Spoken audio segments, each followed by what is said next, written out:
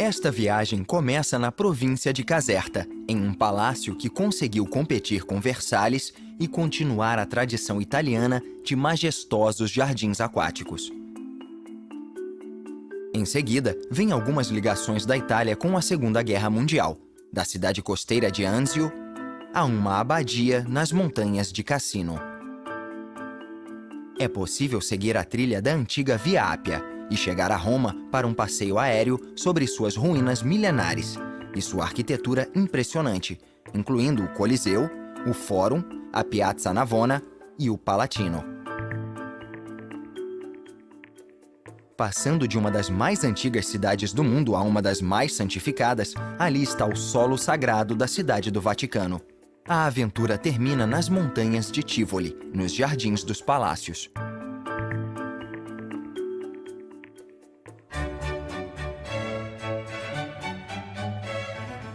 A viagem começa no magnífico Palácio de Caserta, construído pelo rei Carlos III na metade do século XVIII. Vale a pena explorar o jardim de 4 quilômetros que vai até a encosta da colina. O parque foi projetado pelo arquiteto de Caserta Luigi Vantivelli e finalizado por seu filho Carlo em 1780. Ele tem um sistema de fontes e lagos barrocos. A peça central é a Fonte de Eolo. Uma enorme alameda abrange toda a propriedade de 120 hectares. Mais para o final fica o Jardim Inglês. Projetado em 1782 em estilo britânico, como reação à formalidade dos jardins italianos da época. A parte final do parque vai da Fonte de Vênus até terminar na Grande Fonte, no topo da Alameda. Um aqueduto foi construído para trazer a água até a gruta. Daí, ele segue pela encosta da colina.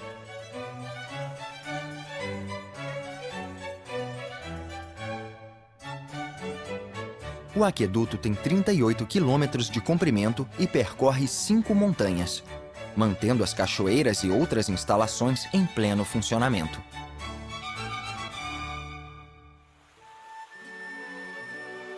A água forma uma cascata de 150 metros que cai no tanque da Grande Fonte. Aqui se encontram famosas esculturas no formato das fontes de Diana. À esquerda fica o Acteon, que mostra o herói sendo transformado num veado cercado por lobos que se preparam para devorá-lo. Essa foi a pena por olhar para Diana enquanto ela tomava banho. O rei Carlos III queria uma propriedade para competir com Versalhes e com o Palácio Real de Madrid. Apesar de ele nunca ter morado em Caserta, o resultado desta visão foi o que o Centro de Patrimônio da Humanidade chamou de o Canto do Cisne da arte espetacular do Barroco. Caserta foi um lugar de reunião para o rei, a corte e o governo. O palácio de 1.200 cômodos é retangular, com 4 pátios internos que cobrem 3.800 metros quadrados. Mais ao norte fica o vilarejo pesqueiro de Anzio. Situado na costa de Lásio, o porto era um alvo vital para os ataques das forças aliadas na Segunda Guerra Mundial. O plano era se dirigir a Roma, que fica a 56 quilômetros ao norte, e liberá-la das forças alemãs. A batalha que se seguiu deixou Anzio em ruínas.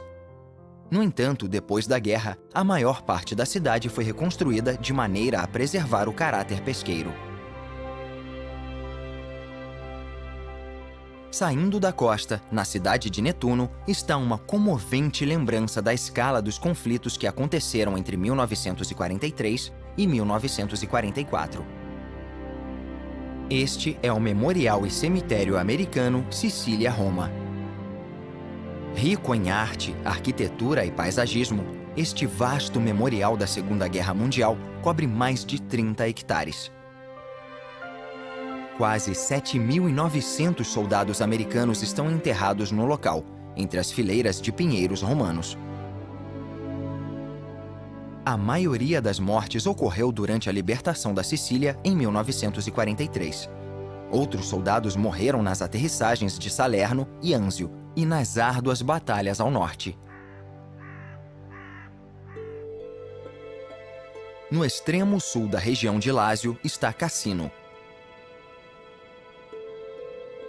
De cima, dá para ter a impressionante visão da abadia do Monte Cassino.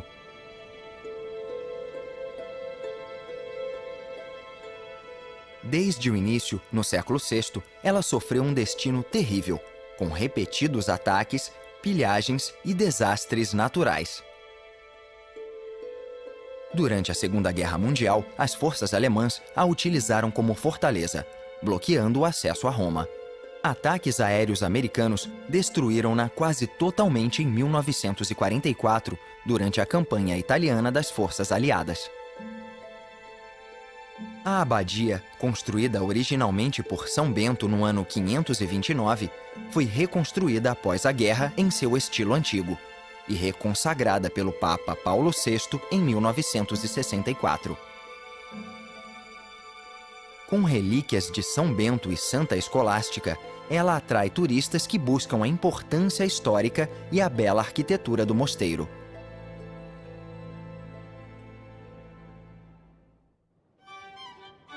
Na cidade de Frascati, fica uma exibição magnífica da extravagância papal.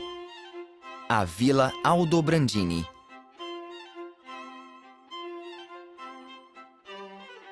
Virado para Roma a 20 quilômetros de distância, este prédio imponente servia para ostentar o poder e a autoridade da Igreja. Em 1600, o Papa Clemente VIII, membro da família Aldobrandini, adquiriu o terreno e deu-o de presente a seu sobrinho, um cardeal. A vila, ricamente ornamentada, foi construída durante o período barroco, uma época em que os papas tentavam superar seus antecessores com demonstrações de grandeza, construindo palácios que refletiam sua riqueza e seu poder. Esta propriedade tinha função cerimonial para a família Aldobrandini e não era usada como residência. Durante a Segunda Guerra Mundial, a vila sofreu danos significativos depois de um bombardeio que destruiu metade da cidade.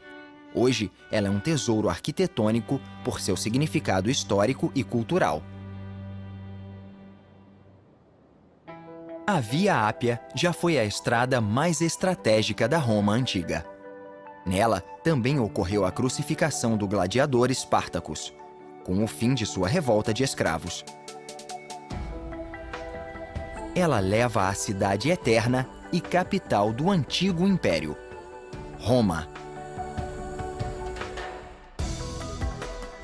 Durante sua jornada para a Itália, o romancista alemão Johann Wolfgang von Goethe escreveu que só em Roma é possível compreender Roma. No coração da capital italiana está o rio Tibre, correndo por esta cidade que influencia o mundo política e socialmente há 2.500 anos. Sua importância continua até hoje como centro espiritual para cerca de 1 bilhão de católicos ao redor do mundo. O esplendor dos tesouros antigos de Roma pode ser visto em toda parte, da imponente coluna de Trajano aos templos do período republicano, erguidos há mais de 2 milênios. Eles repousam calmamente entre marcos mais recentes, como o monumento a Vítor Emanuel. Uma das estruturas mais bem preservadas é o impressionante Panteão, o templo a todos os deuses da Roma antiga. Perto dali fica a Piazza Navona, possivelmente a praça mais bonita de Roma.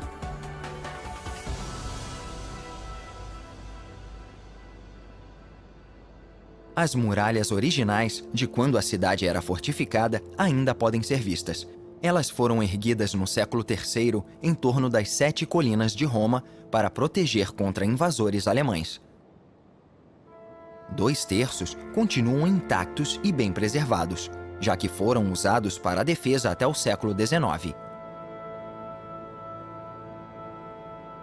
havia 18 grandes portões como este, conhecido nos tempos antigos como Porta Ápia. Ladeado por 2 torres semicirculares, ele foi rebatizado de Porta de São Sebastião. A muralha incorporou muitas estruturas existentes, como esta pirâmide em estilo egípcio construída no ano 12 a.C. como sepultura de Caio Sestio. Na parte sudeste do distrito antigo estão as ruínas de tijolo das termas de Caracalla. Terminados no ano 217 e cobrindo mais de 11 hectares, os enormes cômodos foram um lugar de diversão para os romanos por mais de 300 anos. O complexo comportava até 1.600 cidadãos e oferecia não só termas, mas também biblioteca, ginásio, galerias, restaurantes e até bordéis. Hoje, ele abriga a Companhia de Ópera de Roma durante o verão. Foi também o palco do primeiro show dos 3 tenores em 1990. No coração da cidade fica o imponente Coliseu, a maior construção do Império Romano. Apesar de sua decadência, ele continua sendo um exemplo notável de arquitetura e engenharia. O anfiteatro comportava 50.000 espectadores que tomavam lugar de graça em setores divididos que refletiam a hierarquia da sociedade romana. No subsolo, havia cômodos com aparelhos mecânicos e jaulas para animais selvagens, que eram levantadas para aparecerem no meio da arena. Para aumentar sua popularidade, os imperadores promoviam lutas até a morte entre gladiadores e animais, ou mesmo entre os próprios gladiadores.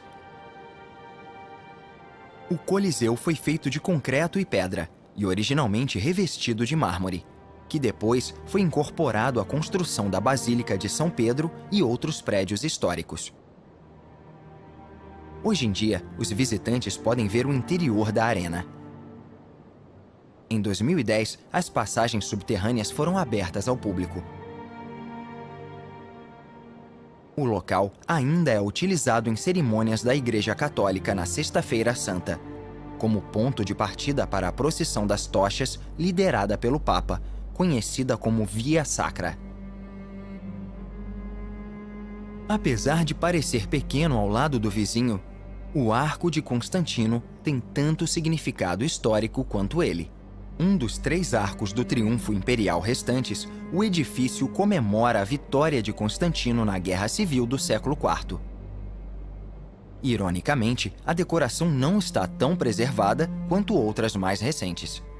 É quase um símbolo da queda do Império Romano.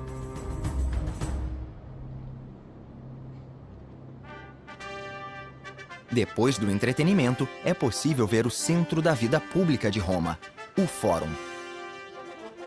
Por mais de 1000 anos, esta praça retangular sediou eleições, reuniões do Senado e procissões triunfais. O complexo de antigas ruínas inclui prédios governamentais, templos, arcos e basílicas, dando aos visitantes uma ideia do projeto original do Fórum.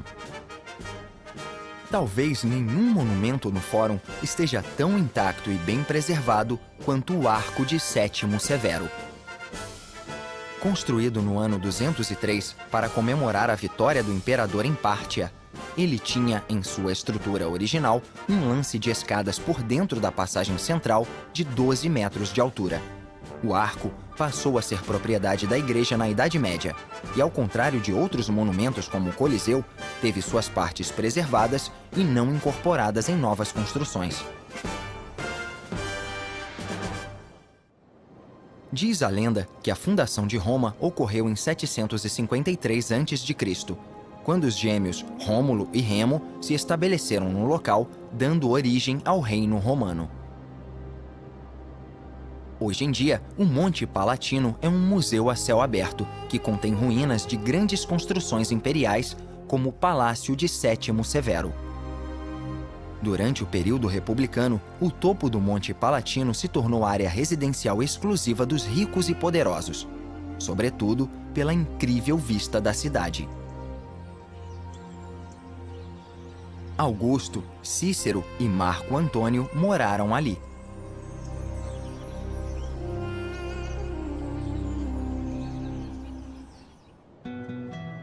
Um dos monumentos modernos de Roma é a escadaria da Praça de Espanha, que liga uma piazza a uma igreja francesa do século XVI.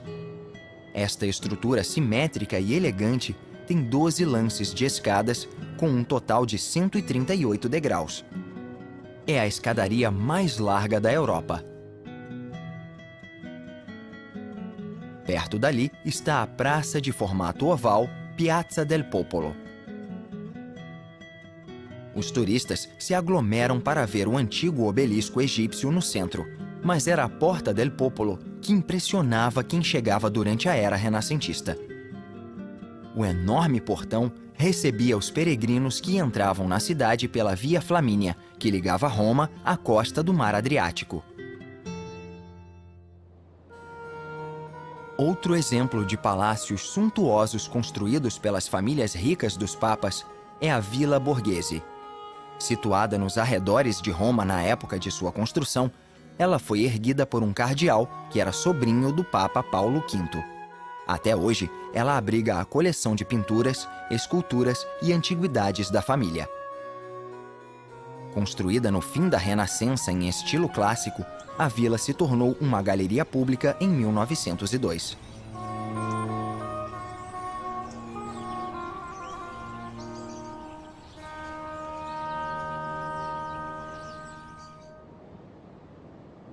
Indo em direção à cidade do Vaticano, a primeira parada é Castel Sant'Angelo, um museu nacional que já foi um refúgio para papas que encaravam algum tipo de ameaça.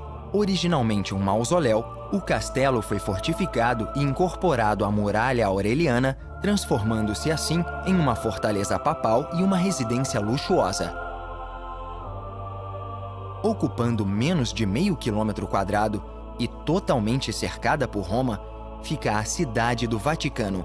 É o menor país do mundo e centro espiritual para mais de 1 bilhão de católicos de todo o mundo. A Basílica de São Pedro foi construída na colina do Vaticano como um santuário dedicado a São Pedro, um dos 12 apóstolos e considerado o primeiro Papa. Ele morreu como mártir e foi enterrado no local no ano 64. A construção dos atuais prédios começou no início dos anos 1500. Os maiores arquitetos italianos da era passaram mais de 100 anos construindo a nova basílica, e ela foi finalmente reconsagrada em 1626. Apesar de milhões de pessoas lotarem a cidade do Vaticano todo ano, ela só tem 800 habitantes. Talvez o melhor panorama da cidade eterna seja o do topo da abóbada em gomos da Basílica de São Pedro. Uma colaboração de mestre entre Bramante e Michelangelo, a enorme cúpula tem 42 metros de diâmetro e repousa sobre 4 grandes pilares que sustentam um tambor cilíndrico com 16 janelas. Com 136 metros, a peça superior é o domo mais alto do mundo. Uma estrutura imponente como a Basílica ficaria incompleta sem uma grandiosa esplanada para receber os que vêm contemplar seu esplendor. A piazza, em estilo barroco, foi projetada por Bernini no século XVII. O circo elíptico, que se inclina em direção ao obelisco egípcio no centro, é cercado pelas colunatas que simbolizam os braços estendidos da igreja para receber os fiéis. Bernini também esculpiu as 140 estátuas de santos que ficam no topo das balaustradas de cada colunata.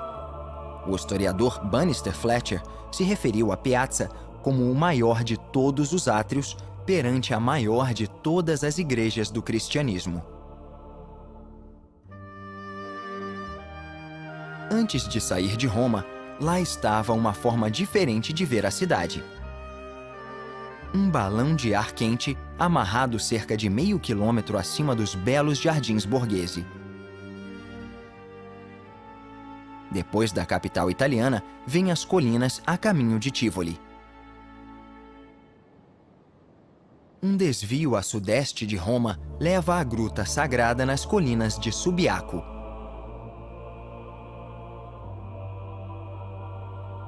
Construído no Monte Taleo, este mosteiro em tons de marrom, chamado Sacro Speco, consagra a caverna onde São Bento viveu como eremita durante 3 anos, antes de organizar sua primeira comunidade monástica a poucos quilômetros dali.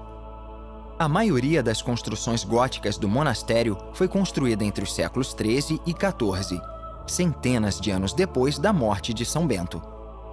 O monastério ainda está ativo e aberto para visitantes que queiram rezar ou explorar.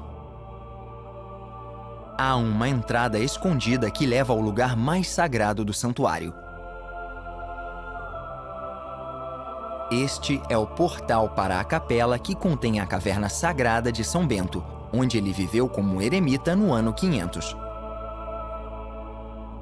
Bento e sua irmã gêmea Santa Escolástica moraram no vale por 20 anos. Eles fundaram 13 mosteiros e conventos antes de se mudarem para o Monte Cassino, para mais 2 décadas de serviço religioso. Entre os ciprestes e oliveiras, na antiga cidade de Tivoli, ficam as ruínas da Vila Adriana, um grande complexo que funcionava como refúgio de verão para o imperador Adriano no início do século II. As escavações começaram no século XVI, revelando os restos da fina arquitetura romana. O terreno cobre uma vasta área de 120 hectares, que incluía projetos inspirados nas viagens de Adriano à Grécia e ao Egito.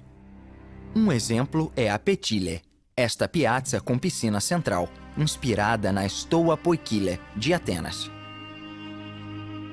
No total, havia mais de 30 prédios, incluindo palácios, termas, um teatro, templos, bibliotecas e habitações. A criação mais ambiciosa foi Canopus, um santuário para o deus Serapis no delta do Nilo, perto de Alexandria. Projetistas criaram um canal de mais de 100 metros de comprimento e esta gruta artificial chamada Serapeu.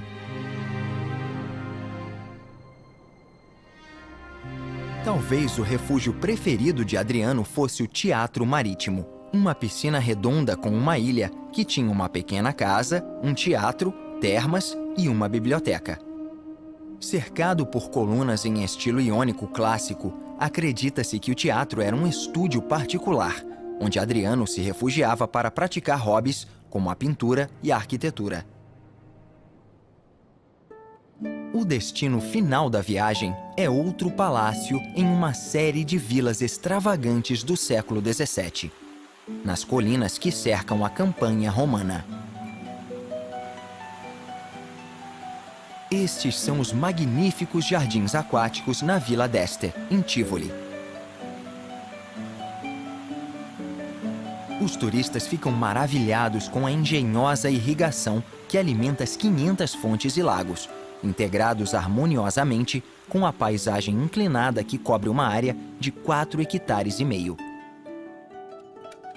Pouquíssimos jardins se comparam à inovação das fontes e reservatórios da Vila d'Este.